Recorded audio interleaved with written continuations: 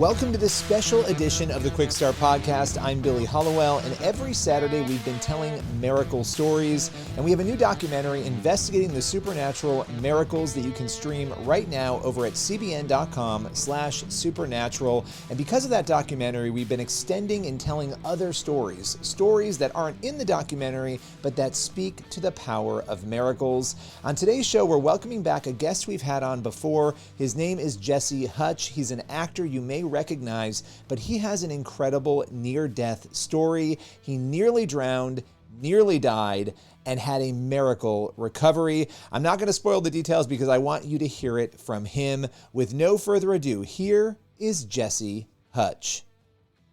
All right, so I've wrangled you back here to come on with me again because every time we have a chance to talk, you have this incredible story that you went through this insane near-death experience, and we get to talk a little bit about it, but we never get to dive into it really. And you've had this amazing career in Hollywood. People know you from that, but I want to kind of go deep into your faith journey, and I want to start, and then we'll work our way back with this near-death experience. Take us through where you were. It's a terrifying story, and what unfolded. Well, I was working as a professional whitewater raft guide. I was actually going through college at the time to be certified, even in areas that would further my experience and understanding of the outdoor space. You know, for example, I was already certified in my swiftwater rescue technician training, of course, because I was in my 5th year as a guide. Was on the Ottawa River, sort of eastern Canada.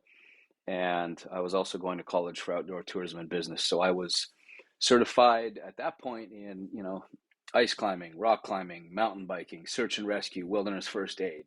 Like I was kind of becoming that guy. I was just living outside, loved being in the wilderness, understanding So not an maps. actor at that point. Not an actor at that point Not at even all. close. Not even close. That was never on my radar. Never in my history of growing up was I ever like, I'm going to be an actor. Now, that being said, the one caveat is I did love movies. I always watched movies. I went to the theater. I collected the movie posters. I loved it. But I never was like, I never learned how they were made. I didn't look into it. I just was a viewer and a spectator, and I loved it. I loved catching all the Rambos and watching the Van Damme movies growing up and the Steven Seagal movies and all the Hugh Grant, rom-coms of the 90s. And man, I was in. And so here I am, and I'm working on the river, and it's another day, and it's a beautiful day. It's sunny. Nothing's off. It's not, oh my goodness, this is dangerous. It was, the water level was at a pretty high peak at that time of the year. So this particular rapid, it's called the Coliseum. It was kicking, and there's three standing waves. There's sort of like 1, 2, and then the third wave's on a bit of an angle.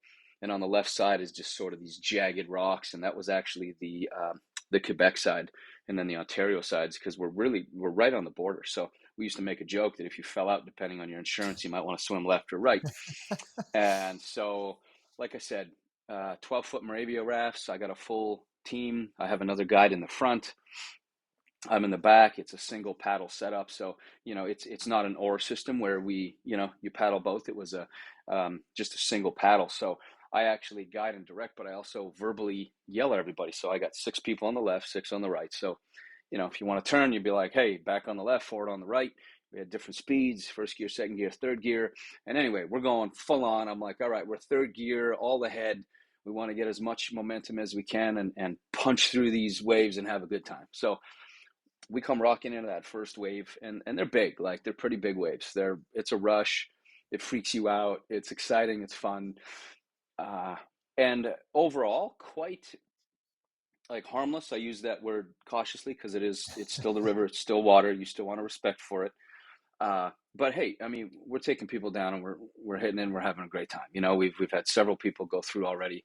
And so anyway, we just happen to be in the right place at the right time. We come down, we hit that first wave, and everybody's like, woo! And they all lift up, and they stop paddling, and we lose a little momentum. We're like, we come back down, and we start surfing, and we're like, whoa! We're like up and down and up.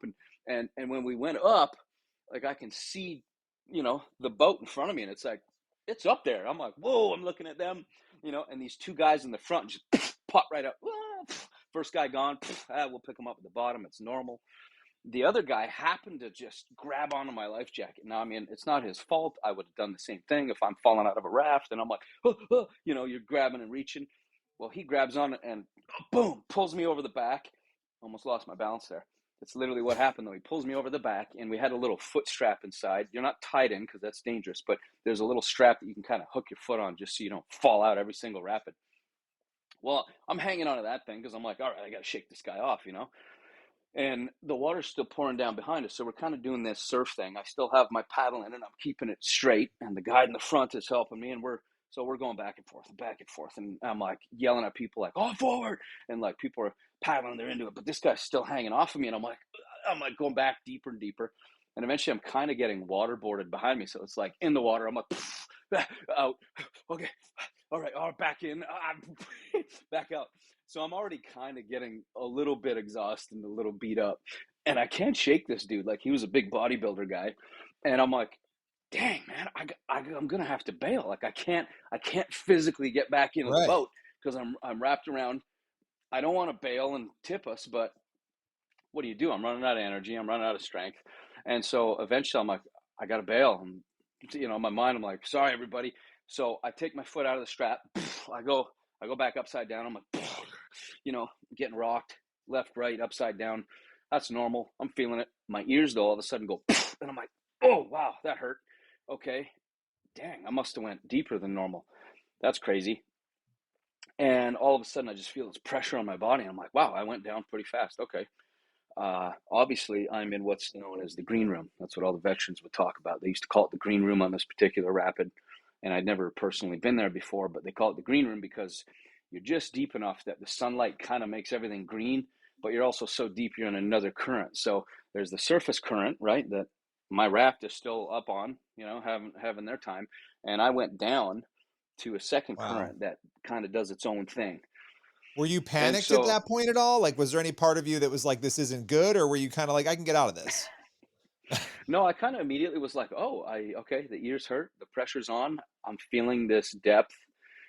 So I was pretty calm, and I was like, all right, must be the green room. Okay, so I open my eyes, I look around, I'm like, wow, yeah, it's kind of everything's dark green. This is kind of beautiful. At the same time, I was like, all right, I got to swim out of here. So I'm trying to swim. I'm still hanging on to my paddle because there's a guide. You don't let your paddle go, everybody make fun of you. So I'm like, yeah, I'm just trying to swim, and I can't do anything. I'm just getting ripped around and upside down and torn, and it's like the pressure. And I was like, wow, okay, I got to chill. So I chill and I'm waiting and I'm waiting and I'm waiting and I'm like, man, I'm already not at maximum oxygen because of what happened on the surface. So what I got left is all I got left, and I'm like hanging on to it, and eventually I have to let go of my paddle. I know that I need to just go limp and relax my muscles so that the oxygen that is in my blood, hopefully I can just go as slow as possible. So I got to just relax, chill out, and go with the flow. And so I'm floating along and I'm going with it. And I'm quite logical about it. I'm not panicked yet, but I know that I'm running out of oxygen and I can feel that, and that's starting to That's a bring a little terrifying bit of feeling. That's a scary feeling. yeah, and I know that I'm there's nothing I can do because I mean it's one thing you learn as a guide is you can't beat the river. You just have to learn how to work with it, and so I know that I can't out swim this thing. I can't out muscle it. I just have to wait and be patient. And when it's done, it'll spit me out. And I'm hoping that's real soon. And so time passes. I don't know how long it was, but obviously I'm now in a point where I'm going, okay, I have nothing left. I have no oxygen left. I know that my body's going to start to take over, and it starts kind of doing this, like it wants to breathe. And my muscles are tensing up and I can feel it, you know, wanting to just take in oxygen. And I'm going, no, you can't, dude. And my body's going, you need to breathe, dude. And I'm like having this inner struggle now where that's kind of where I started to feel this push and pull of uncomfortable, like, oh, okay, this is not good. Yeah. And you start doing this like, when you're trying to hold your breath underwater and like set a record and you're like, Yeah. and you're going for it. But in your brain, I can just push up and breathe. Whereas in this case, I can't push up and breathe. I can't get anywhere. And so I'm going, and it's like, and eventually I'm just full spasm and like my body's trying to breathe and I'm doing everything I can to not breathe. But now I'm using all the oxygen in my bloodstream because I'm so tense and tight that I'm like, this is not a good scenario. And eventually I lose, my body wins, nature kicks in, and I'm just like, and And it's the like, and it water's just just coming keeps in doing it. now. Oh man. Oh, the first breath, the first full breath was done. I was done. Water Man. goes in. It feels like someone pours liquid concrete. It's heavy. It goes in. It felt like every part of my body, like where water doesn't even go, went. It felt like it was in my arms. It felt like my muscles went dead. I couldn't physically like bring anything else in, and yet my body kept going. It was like, and so I'm spasming out and I'm twitching and I can't control my arms anymore and I can't control this twitch, and I'm like, and that's when I sort of had this moment of like, I'm done. Like I'm done. Did I panic? Probably to a degree. Probably was like, I'm finished. Like I have nothing left. This is one of the scariest moments of my life. Like you thought I'm gonna die at this point. I'm assuming like this A doesn't hundred end. percent, 100%. I was like, Where were the people at this point? Were like the guy who was holding on to you, like because you're probably thinking, I can't speak for you, but as this is going on, oh, these people will come and get me, or somebody will come and help me. Like where were they all at that point? No, I didn't. I didn't think of any of that because I knew I was in that second current, and that current's probably 12 to 15 feet below the surface. Wow. And so I'm under there until the river decides that it's done and I'll come up. And so I knew that I was in a position where no one can help me. I can't help myself. I'm Wow. done. This is it. Like I didn't even have the energy to open my eyes at that point. So I literally was completely limp, but yet spasming. And I knew in my brain I was finished, and I was 100% freaked out. And immediately after that, I had 100% peace because I ended up in this position where I was like, okay, I'm in your hands, God. Like I don't know what else to do. And I was still cognitive and aware enough that I could go. I was just kind of calling out to God without doing anything audible. It was just like in my heart and my soul going, Lord, I'm yours. Like I Wow. I completely surrender. And that was the Man. most peace. That was the most peace that I ever felt. So you're Probably feeling this. this intense peace in the most horrific moment of your life, essentially, right? Like as you're there, but you're feeling Yeah. this peace. How, and I know everything goes black at some point, but how long were you, from what you understand in the timeline, were you under the water? I mean, it wasn't until later that people sort of said where they found me, and then they guesstimated and took an estimate of the water speed. I think is about 135,000 cubic feet per second, which is slow for most rivers. Like the Colorado is way faster, for example. But they found me. They estimate I was probably 11 to 22 minutes that I was underneath the water, and so that's a long time. I mean, for your brain, generally 3 minutes without oxygen puts you in a position of probably death. Right. You're a vegetable, like you can't talk, you're not walking, everything's done. So I didn't even think of that, of course, in the moment. In the moment, I was just dealing with what was at hand, which was I'm finished. I trust in you, Lord, and I'm in your hands now. And Like heaven you is know, at hand at that point in your mind. I mean, it's like I'm gonna meet God now. Like this is yeah, what's yeah, crazy about you being here talking about this, and obviously the career you've had and everything you've done.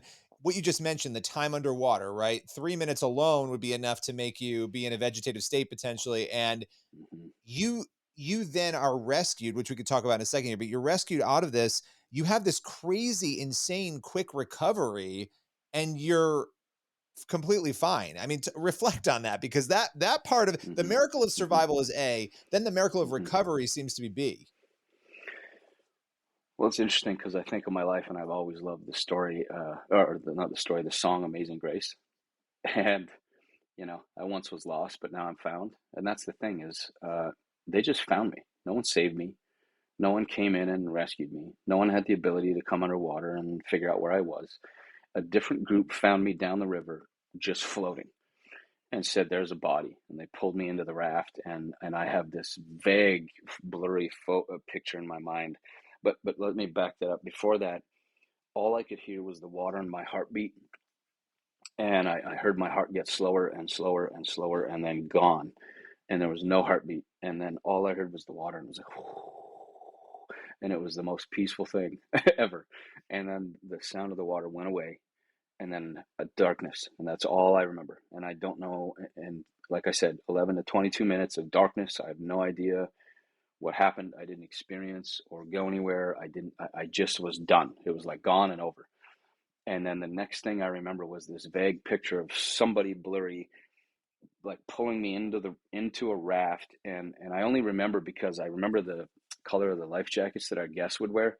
And I could see this blurry color, and people, I could tell they were screaming and yelling. Everyone's reaching, and then I blacked out again. And then the next thing I remember a vehicle, some kind of vehicle roof, and people staring at me again, and then blacked out again. And then the next thing I remember was I woke up in a hospital in one of those pressure chambers, like where it's like, and from my understanding, they had to, my equilibrium, like I went down too fast, I came up too fast. So my eardrums and my equilibrium were completely blown out of whack. And that's how they guess how far down I went. There was like, it's about 15 plus feet, because the liquid in your equilibrium gets separated, and it was, they had to take me back down, let it collect, and then slowly bring me back up. Wow. Also a miracle that my eardrums aren't completely done and I can breathe. Now, I do have some issues with like one of my breathing canals kind of got bent and collapsed. I've had some surgery on it to open it up, and yet that's kind of why it's weird. Like I don't really drink cold water because the saliva runs backwards down, my breathing sort of tubes, and my vocal cords stick together, and that's why my voice will get super hoarse. And so it'll like get super deep, sounds like Johnny Cash, and that's only because of this experience and what happened. And Man, but what a and minor thing. I mean, you memorize lines for a living, right? And you're like a super intelligent person who does like your brain would have. I mean, it's like the fact that you're sitting here to me, hmm and every time hmm you've told me this story, and you're giving a lot more details today, it's so wild to me. Like, let me ask you this before you go back, because this is important to me in understanding this. When it comes to miracles and the things that happen, you went into this a Christian. I know you became a Christian early on in life, but how did this change your idea of God and what is possible through him, just like after coming hmm out of this? hmm yeah, it gave me a whole new perspective on what it means to let go. And I'm still learning from that experience, to be honest. I still have times where I, believe it or not, still find myself trying to get control and be in charge. And when I went through that drowning experience and drowned to death, God literally taught me a lesson that said, you control none of this. I Wow. have you. And that's you can't you can't even understand that, like, until you understand it. You know what I mean? Yeah. Uh That it peace, like right? Like that peace that you had, that's as you're saying that, I'm like, that is the peace. You talk about the peace that surpasses all understanding that we talk about all the time. yeah, Like, that's yeah. what that is. And I don't know.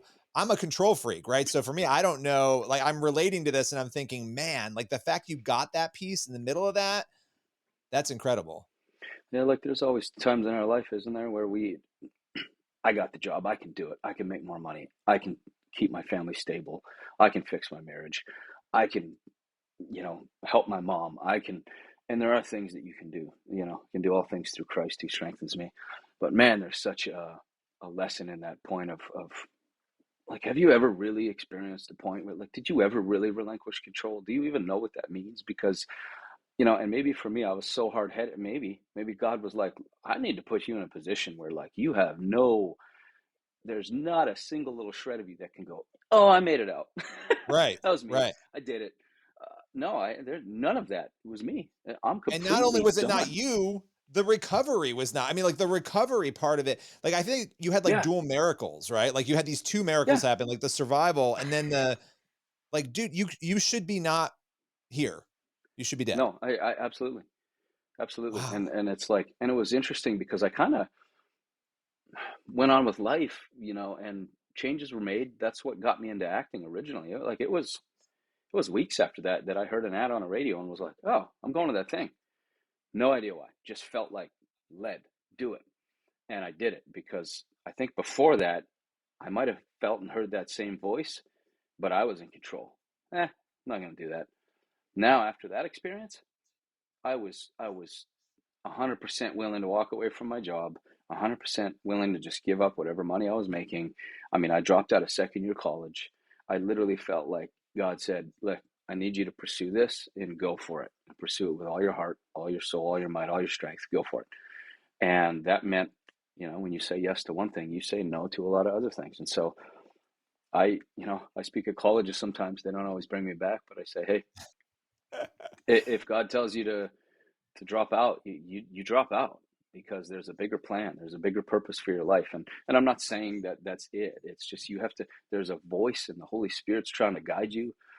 And and I don't always get it right. I'm sure, like, I'm still fallible and I make mistakes, but man, there's something that's different about this feeling you get when you're like, man, all the logic says don't do this. All the math does not add up. Nothing makes sense, but I have this peace which passes all understanding that you talked about, and I have to go do this. And if you Man. honor that, man, God will take you places you never expected. I mean, I love this. And as we round out to a close here, because we're going to finish in a sec, but I mean, there's so much we could go on for like hours about this, because I think there's so many elements. You're in the hospital, you go through the pressure chamber. I would assume they thought you were going to have some crazy long recovery, but you did not have that. That was the other part. Like, you had a pretty quick recovery, considering, right? Yeah, it was nuts. Like, I usually there's something called the parking lot drowning. I mean, you can drown to death on a tablespoon of water from soup. Yeah. And so they checked my lungs. They looked at everything. They're like, dude, you puked everything out. Like, everything came out. We're not even concerned. It was like, and they were all just like, this is whacked. And they're like, you can go home. And I'm like, okay. So I like went home, and I took, I didn't go back to work for like a week and a half, 2 weeks maybe. And I was like, I got to go to work. Like, I got to do something. I got to, at that time I was like, am I paying for college? What am I doing? What's my life for? What do I really enjoy this? What do you want from me, God? And I was deathly afraid of water. So I actually talked to the head of our river safety council. His name was Rieger, just the manliest man you could ever imagine. And I said, Rieger, I'm scared of water, man. After that, I think I need to go back to that rapid, and I have to swim through it in my life jacket. I have to overcome this fear. Can you bring the Zodiac and be at the bottom, pick me up? And we found a time in between all the trips, and nobody was on the river. And we drove out together, and I went up and I jumped in, and I swam this rapid, man. And it was like one of the craziest, again, another one of the craziest experiences of my life. Because I was like, what if this happens again? Like, what if I just happened to?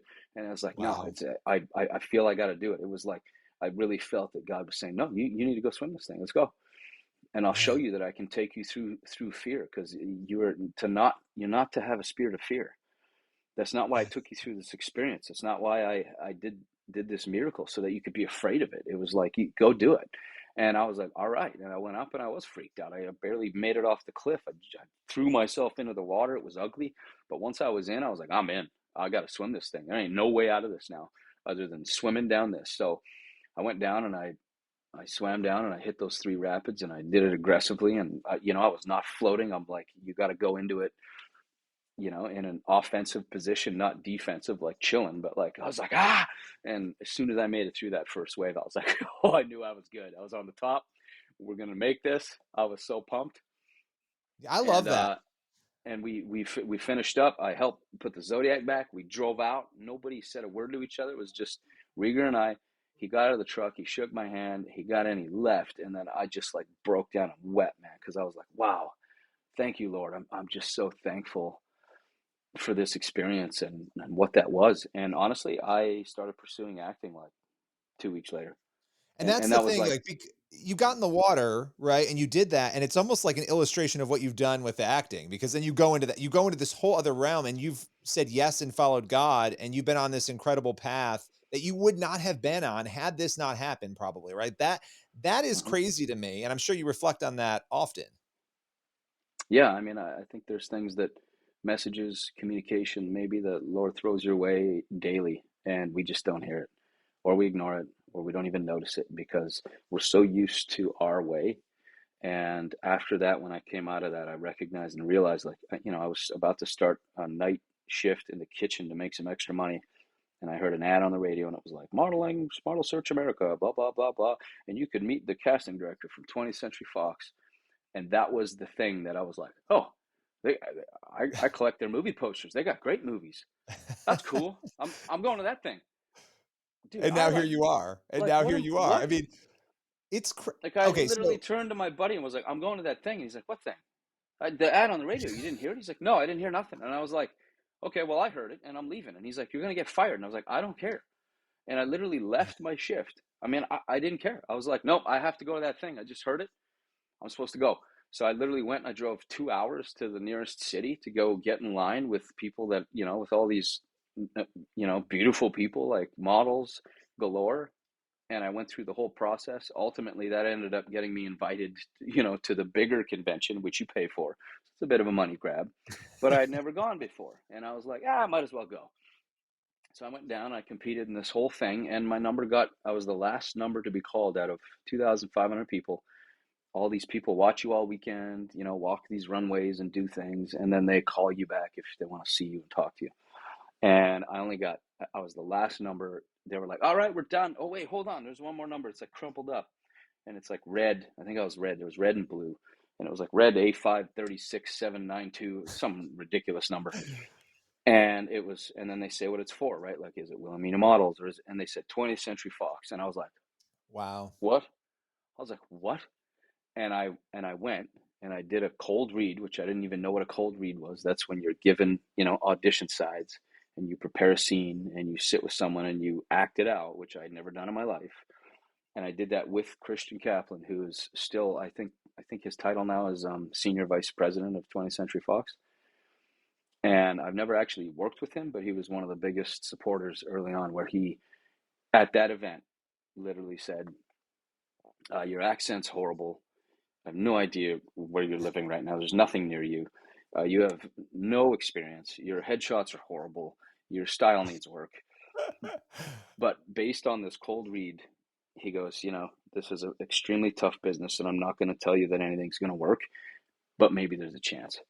Man. And that was the little breadcrumb, the little piece of manna that God put out, and then he did another one and another one. And I mean, that was 24 and a half years ago, roughly. And I mean, the thing about your story, it's trust, right? Like, you trusted, and you also turned it all over in a moment when you had no other choice, but you turned it all over and embraced peace, and then you embraced him. And man, okay. Homestead, you've done a million films and shows. Where can people keep up with you if they're interested in following what comes next for you? Instagram's my main personal connection. I oversee that one, and I'm a part of it. And then it's automatically dumped into Facebook, but I'm not really active on there, or TikTok, but I'm like on there. It's just you're there. So Instagram's but Instagram's your jam. That's where you're looking good. Yeah, Instagram's the jam, bro. And we're looking forward to Homestead. It's sounding good, looking good. We're supposed to go back. I'm hoping to get a phone call any minute. I love it. Well, listen, that's been a blessing of a project, and then I'm just writing and producing and really having a lot. Like, I'm not just an actor who wants to sit on the shelf. I actually love directing, and producing is starting to become more of a thing. And so, yeah, I'm out there hustling, and we're looking to find financiers and distribution pipelines, and we want to make projects for people. I just really feel that telling stories is important. So that being said, the story I just shared with you is a part of a script that I'm slowly developing, that I am putting into a script, and I would like to go back and hopefully, if it works out, film on the exact river where that all happened. Man, I was going to say, this is a movie. Like, you got your movie. Like, you are the movie, right? I love that. Well, I so appreciate you taking the time, breaking it all down for us, and you'll be back soon, because I bother you every couple months. So we'll see you soon. I appreciate it, Billy. That's all for today's Quick Start podcast. Make sure you tune in Monday for another episode, and be sure to also head on over to watch Investigating the Supernatural Miracles. You can stream it at cbn.com/supernatural, and we'd love to hear what you think about it. Reach out to us. Let us know. We will see you back here Monday.